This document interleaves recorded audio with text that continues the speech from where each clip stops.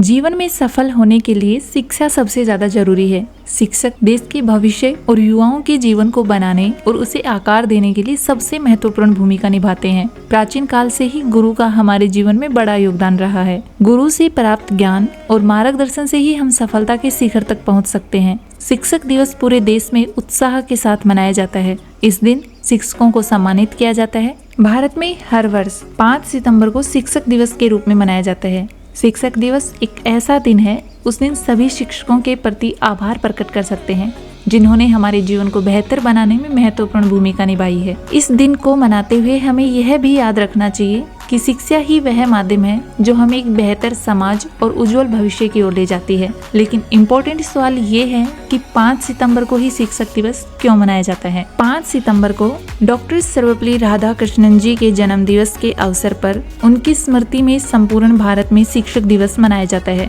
राधाकृष्णन जी एक महान शिक्षक होने के साथ साथ स्वतंत्र भारत के पहले उपराष्ट्रपति तथा दूसरे राष्ट्रपति थे। गुरु का हर एक के जीवन में महत्वपूर्ण स्थान होता है। सर्वपल्ली राधाकृष्णन जी एक महान दार्शनिक और शिक्षक थे और शिक्षा में उनका काफी लगाव था। इसलिए संपूर्ण भारत में सरकार द्वारा शिक्षा के क्षेत्र में अच्छा करने वाले छात्रों को पुरस्कार भी दिया जाता है। ऐसा कहा जाता है कि गुरु अर्थात शिक्षक के बिना सही रास्तों पर नहीं चला जा सकता। वह मार्गदर्शन करते हैं, तभी तो शिक्षक छात्रों को अपने नियमों में बांधकर अच्छा इंसान बनाते हैं, सही मार्ग बताते रहते हैं। इसलिए यह कहना गलत नहीं होगा कि जन्मदाता से बढ़कर महत्व शिक्षक का होता है, क्योंकि ज्ञान ही इंसान को व्यक्ति बनाता है, जीने योग्य जीवन देता है। अब हम बात करते हैं डॉक्टर सर्वपल्ली राधाकृष्णन जी के बारे में। डॉक्टर सर्वपल्ली राधाकृष्णन जी का जन्म 5 सितंबर 1888 में तमिलनाडु के तिरुतनी गांव में एक गरीब परिवार में हुआ था। आर्थिक रूप से कमजोर होने के बावजूद भी राधाकृष्णन जी पढ़ाई लिखाई में बहुत अच्छे थे।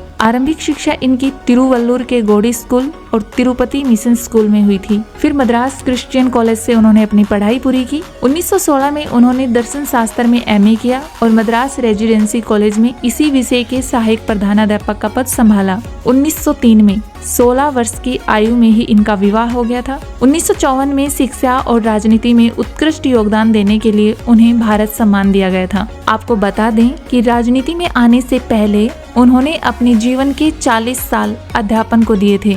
उनका मानना था कि बिना शिक्षा के इंसान कभी भी मंजिल तक नहीं पहुंच सकता है, इसलिए इंसान के जीवन में एक शिक्षक होना बहुत जरूरी है। भारत ने स्वतंत्रता प्राप्त करने के बाद राधाकृष्णन जी को जवाहरलाल नेहरू जी ने राजदूत के रूप में सोवियत संघ के साथ राजनयिक कार्यों की पूर्ति करने का आग्रह किया। 1952 तक वे इसी पद पर रहे। उसके बाद उन्हें उपराष्ट्रपति नियुक्त किया गया था। राजेंद्र प्रसाद जी का कार्यकाल 1962 में समाप्त होने के बाद उनको भारत का दूसरा राष्ट्रपति बनाया गया। जब उन्हें भारत का राष्ट्रपति नियुक्त किया गया तो उनका स्वागत ब्रिगेड रसेल ने किया था। क्या आप जानते हैं कि जब वे राष्ट्रपति बने तो उनके कुछ छात्रों ने उनसे उनका जन्मदिन मनाने का अनुरोध किया, तो सर्वपल्ली राधाकृष्णन जी ने जवाब दिया, मेरा जन्मदिन मनाने के बजाय अगर 5 सितंबर को शिक्षक दिवस के रूप में मनाया जाए तो यह मेरे लिए गर्व की बात होगी। तब से उनके जन्मदिन को हमारे जीवन में शिक्षकों के योगदान को याद करने के दिन के रूप में मनाया जाता है। अमेरिकी शिक्षक पॉल आर्ट्यू शिल्पी ने राधाकृष्णन जी को पूर्व और पश्चिम के बीच का एक जीवंत पुल कहा था, क्योंकि उन्होंने बहुत ही सुंदर तरीके से भारतीय विचारों को पश्चिमी शब्दों में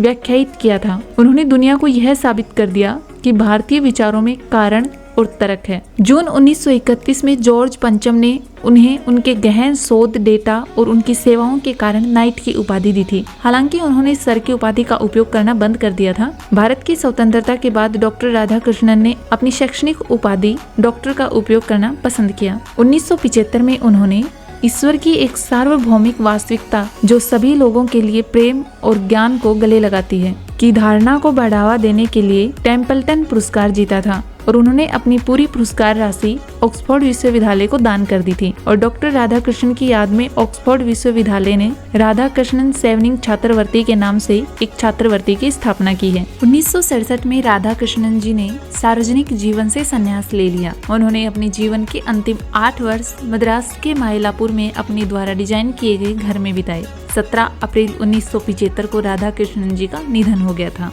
अब हम चर्चा करते हैं सर्वपल्ली राधाकृष्णन जी के पुरस्कार और उनके सम्मान की। राधाकृष्णन जी को 1954 में भारत के सर्वोच्च नागरिक पुरस्कार भारत रत्न से सम्मानित किया गया था। 1931 में शिक्षा के क्षेत्र में उनकी सेवाओं के लिए किंग जॉर्ज पंचम ने उन्हें नाइट की उपाधि दी थी। 1954 में जर्मनी द्वारा विज्ञान और कला के लिए पोर ले मेरिट पुरस्कार से सम्मानित किया गया था। उन्होंने वर्ष 1954 में मैक्सिको द्वारा order of the Aztec eagle के सेस फर्स्ट क्लास से सम्मानित किया गया था। 1963 में यूनाइटेड किंगडम द्वारा ऑर्डर ऑफ मेरिट की सदस्यता से सम्मानित किया गया था।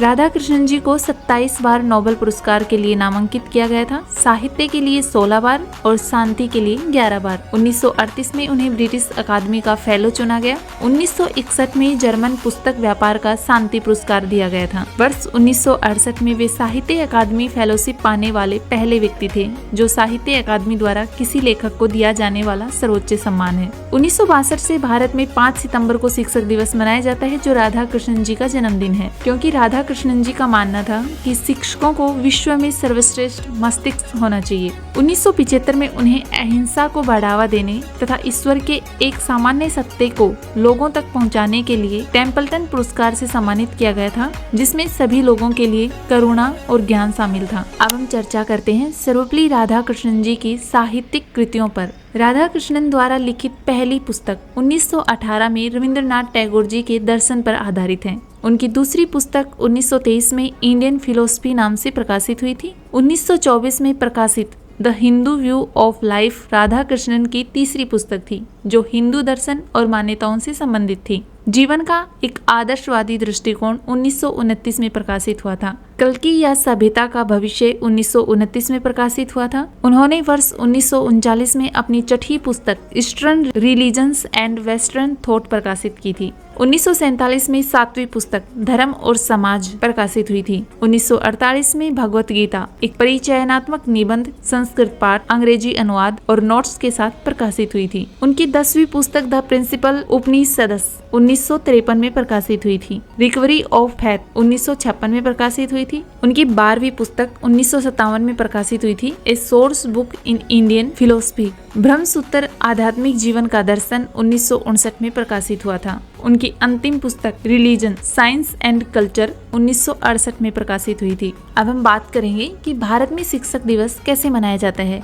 इस दिन स्कूलों में पढ़ाई नहीं होती है, उत्सव कार्यक्रम होते हैं, स्टूडेंट अपने टीचर्स को गिफ्ट देते हैं, कई प्रकार की सांस्कृतिक गतिविधियां होती हैं जिसमें छात्र और शिक्षक दोनों ही भाग लेते हैं। गुरु शिष्य परंपरा को कायम रखने का संकल्प लेते हैं। यह दिन शिक्षक और छात्रों, यूं कहें तो समाज के लिए भी बहुत महत्वपूर्ण होता है। इसी दिन शिक्षकों को मान सम्मान देकर उनके काम की सराहना करते हैं। एक शिक्षक के बिना कोई भी डॉक्टर, इंजीनियर नहीं बन सकता। शिक्षा का असली ज्ञान सिर्फ एक शिक्षक ही दे सकता है। शिक्षक दिवस को मनाने की तिथियां अलग अलग देश में अलग अलग हैं। किसी भी छात्र के उज्जवल भविष्य और उसकी कामयाबी में जितना बड़ा रोल उसके पेरेंट्स या आसपास के लोगों का होता है, उससे कहीं ज्यादा श्रेय जाता है उसके शिक्षक को। एक शिक्षक की उचित शिक्षा ही छात्र के सक्सेसफुल करियर की नींव होती है। जिस प्रकार एक बच्चे के जीवन में माता पिता का स्थान सबसे उच्च होता है, ठीक ऐसे ही एक छात्र के जीवन में शिक्षक का स्थान श्रेष्ठ होता है। इसी कारण से शिक्षकों के योगदान के महत्व को समझते हुए उन्हें समर्पित है ये शिक्षक दिवस, जो हर साल 5 सितंबर को मनाया जाता है। आप भी अगर इस टीचर्स डे पर अपने शिक्षकों को धन्यवाद करना चाहते हैं तो कमेंट करके जरूर बताएं। वीडियो कैसी लगी कमेंट करके जरूर बताएं। अपने दोस्तों के साथ ज्यादा से ज्यादा शेयर करें और चैनल को सब्सक्राइब करें। धन्यवाद।